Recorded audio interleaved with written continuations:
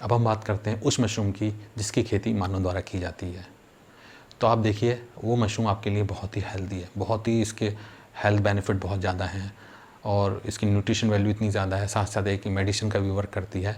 तो ऐसी मशरूम जो बंद कमरे में उगाई जा रही है वो पूर्णतः स्वस्थ होती है, सुरक्षित होती है।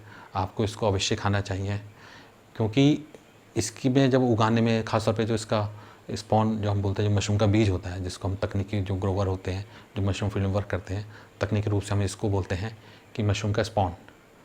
तो मशरूम का स्पॉन तैयार जहाँ होता है, कल्चर पे वर्क जहाँ पे हो रहा है, इसका रिसर्च हो रहा है, या मशरूम का जो फसल कक्ष है जहाँ पे मशरूम की खेती की जा रही है, वहाँ पे बहुत ही अव्वल दर्जे की सफाई रखी जाती है। आप ये समझ लीजिए जैसे हॉस्पिटल का आईसीयू रूम की जो साफ़ सफाई होती है, ऐसी ही साफ़ सफाई मशरूम की कल्चर जहाँ तैयार हो रहा है या फसल कक्ष की ऐसी ही सफाई रखी जाती है। अगर आप देखेंगे, आपको कभी मशरूम यूनिट में जाने का मौका मिलेगा, तो मोस्टली जो ग्रोवर होते हैं वो अवॉइड करते हैं कि कोई बाहर का व्यक्ति उनके फार्म में एंट्री करे। तो ऐसा नहीं है कि वो अपना कोई खेती छुपाना चाह रहा है, वो उसकी मजबूरी होती है, क्योंकि उनके जूते चप्पलों में, उनके कपड़ों में बहुत सारे कीटाणु कंटामिनेशन आता है। अगर वो फार्म में एंट्री करेंगे तो उससे उनको उनका जो खेती है वो ख़राब हो सकती है। तो इसलिए मोस्टली लोग प्रेफर करते हैं कि बाहर का आदमी मशरूम यूनिट में, मशरूम फार्म में एंट्री ना करे। फिर भी अगर एंट्री कराते हैं तो आप देखेंगे कि जो बाहर के जो जूते चप्पल हैं उनका एंट्री गेट पे उतरवा दिया जाएगा, या फिर उसको फंगीसाइड या पेस्टिसाइड या अन्य माध्यमों से, केमिकल से उसको स्टरलाइज़ किया जाता है, ताकि जो बाहर का कीटाणु है वो रूम में एंट्री ना कर पाए। तो जब जहाँ पे इतनी सफाई रखी जा रही है तो वहाँ पर जो प्रोडक्ट होगा नेचुरल है, वो भी हेल्दी होगा। अब देखेंगे आप चाइना में तो मशरूम को महाऔषधि का दर्जा मिला हुआ है। वहाँ के लोग इतना उसको लाइक करते हैं कि वहाँ पे 60 अलग अलग प्रकार के मशरूमों की खेती की जाती है।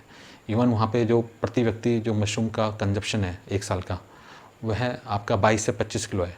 अगर वहीं हम इंडिया की बात करें तो मुश्किल से आपका 80 to 90 ग्राम एक साल में प्रति व्यक्ति का औसत कंजप्शन है।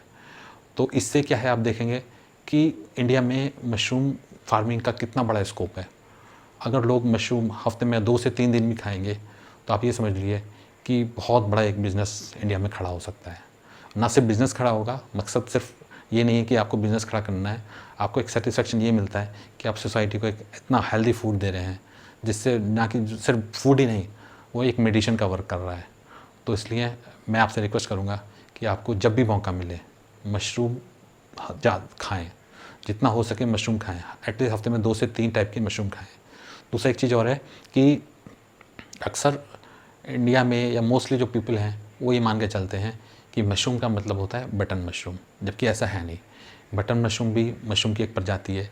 इसके अलावा अगर इंडिया में आप देखेंगे तो इसके अलावा भी 4-5 टाइप के अलग मशरूम भी हैं, जैसे ऑयस्टर मशरूम है जिसकी न्यूट्रिशन वैल्यू बटन मशरूम से भी ज़्यादा है।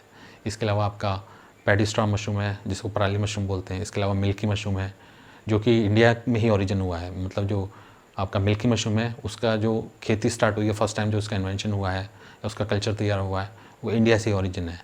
तो आपको बटन मशरूम के अलावा भी कोशिश करना चाहिए कि अगर आपको इसके आसपास, आपके आसपास कोई दूसरे टाइप के मशरूम अगर मिलते हैं तो आप उसको एक बार ज़रूर खाइए। तो इससे जहाँ आप एक और जहाँ पे आप हेल्दी रहेंगे, एक मेडिसिनल मशरूम खा रहे हैं, एक हेल्दी फूड खा रहे हैं, तो वो बेनिफिट आपको मिलेगा। साथ ही साथ आप रोज़गार के नए अवसर प्रदान करने में सोसाइटी की मदद कर रहे हैं। तो इसलिए मशरूम खाएं, हफ्ते में कम से कम 2 बार ज़रूर खाएं। आपको ये वीडियो कैसा लगा आपने कमेंट्स के ज़रिए मेरे को ज़रूर बताएं। अगर आपका कोई मशरूम या मशरूम की खेती से जुड़ा कोई भी आपका डाउट है, कमेंट्स करके पूछिए। मैं कोशिश करूँगा कि अगले वीडियो में मैं आपके जो सवाल हैं उसको कवर करूँ, उसका बेस्ट आंसर आपको दे पाऊँ। ठीक है दोस्तों, इसी के साथ मैं वीडियो समाप्त करता हूँ। अगले वीडियो में जल्द मिलते हैं, तब तक अपना ख्याल रखें। जय हिंद, जय भारत।